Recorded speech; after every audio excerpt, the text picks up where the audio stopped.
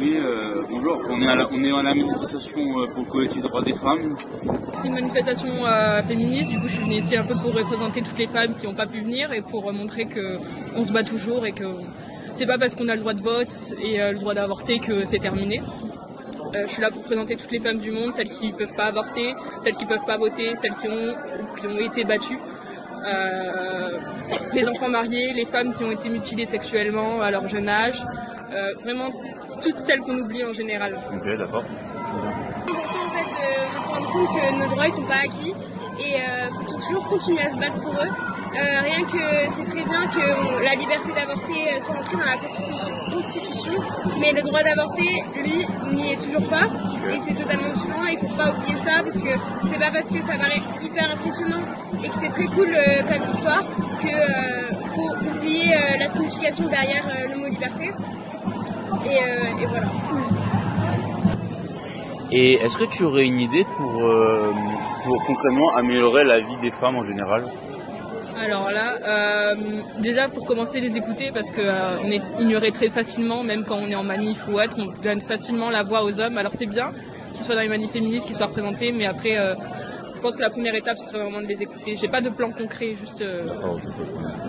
Moi je suis totalement d'accord avec elle et je dirais même les écouter et les croire en fait. C'est le plus important et la légitimité que ça apporte permet des avancées sociales et des avancées dans tous les domaines. Ouais. Et j'ai une toute dernière question. Bien sûr. Est-ce que c'est cool d'être une femme? Alors moi personnellement, je me sens pas vraiment femme. Après,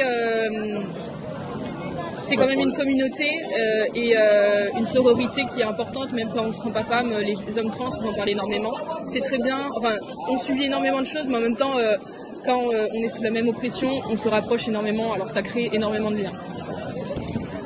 Je suis d'accord. Après,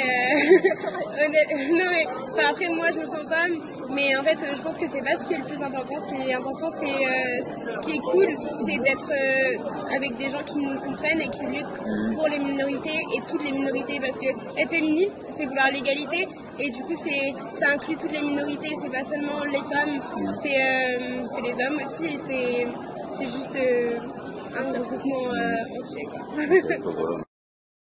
Se benché siamo donne, paura non abbiamo, per amor dei nostri figli, per amor dei nostri figli. Se benché siamo donne, paura non abbiamo, per amor dei nostri figli, in Lega ci mettiamo. La Lega crescerà, e noi altri lavoratori,